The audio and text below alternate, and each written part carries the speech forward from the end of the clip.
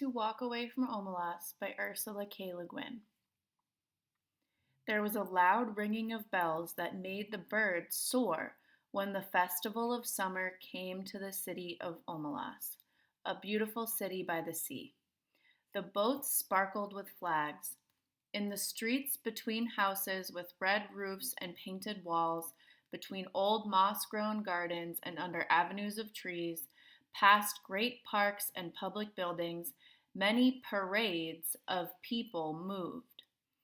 Some were calm and polite, old people in long gray stiff robes, master workmen, quiet, happy women carrying their babies and chatting as they walked. In other streets, the music beat faster and the people were dancing. The parade was a dance.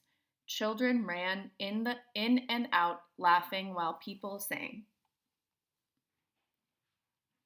All the parades wound towards the north side of the city, where on the great meadow called the green fields, boys and girls naked in the bright air with mud-stained feet and ankles and long arms exercised their horses before the race.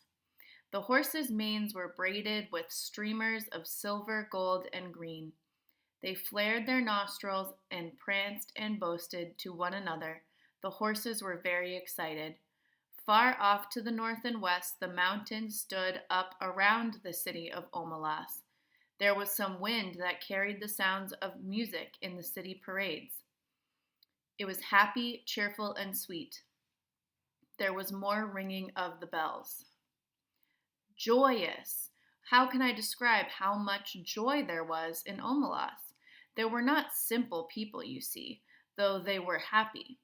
There was no king. They did not use swords or keep slaves. They were not barbarians. I do not know the rules and laws of their society, but there were not a lot of rules. They had no kings or slaves, and neither did they have money, the advertisement, the secret police, and the bomb. There was no war. Yet I repeat that these were not simple people. They were not less complex than us. The trouble is that we have a bad habit of considering happiness as something stupid.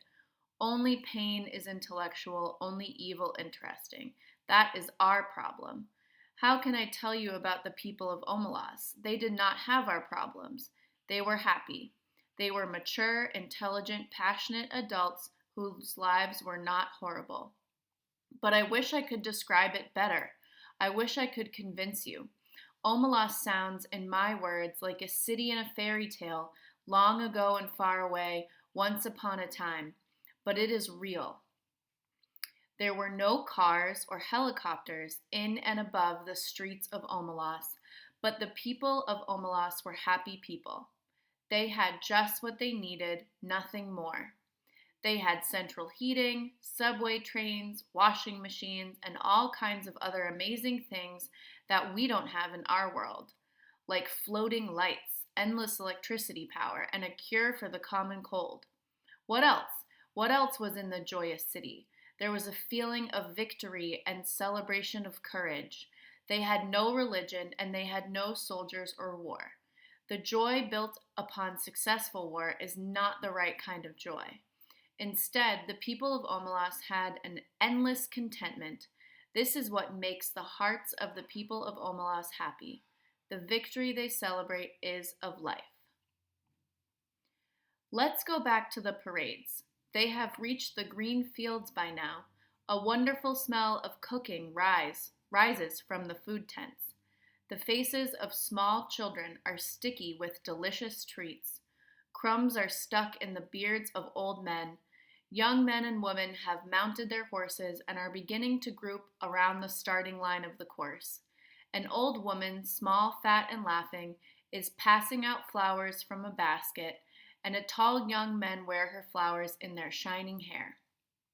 A child of 9 or 10 sits at the edge of the crowd, alone, playing a wooden flute.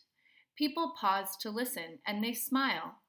When he finishes and slowly lowers his hands holding the wooden flute, a trumpet sounds from the starting line.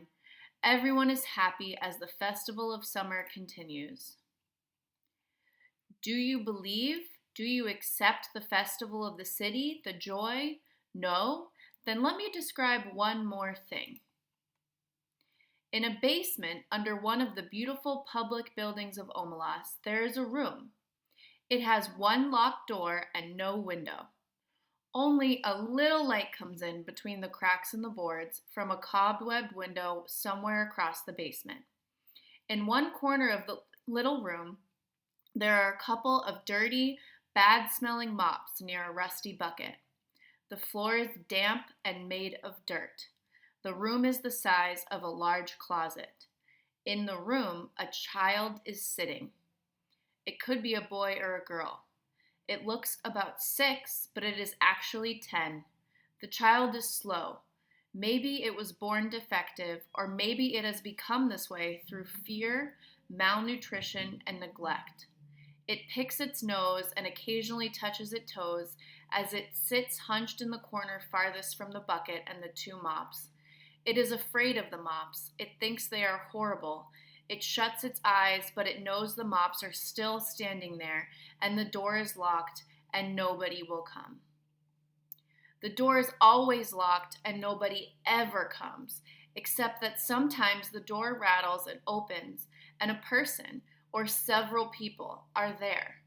One of them may come in and kick the child to make it stand up. The others never come close, but peer in at it with angry eyes. The food bowl and the water jug are filled, and the door is locked. The eyes disappear. The people at the door never say anything, but the child, who has not always lived in the tool room and can remember sunlight and its mother's voice, sometimes speaks. I will be good, it says. Please let me out. I will be good. They never answer. The child used to scream for help at night and cry a good deal, but now it only makes a kind of whining, as it speaks less often and less often. It is so thin, there are no calves to its legs, its belly is swollen, it lives on a half bowl of cornmeal and grease a day.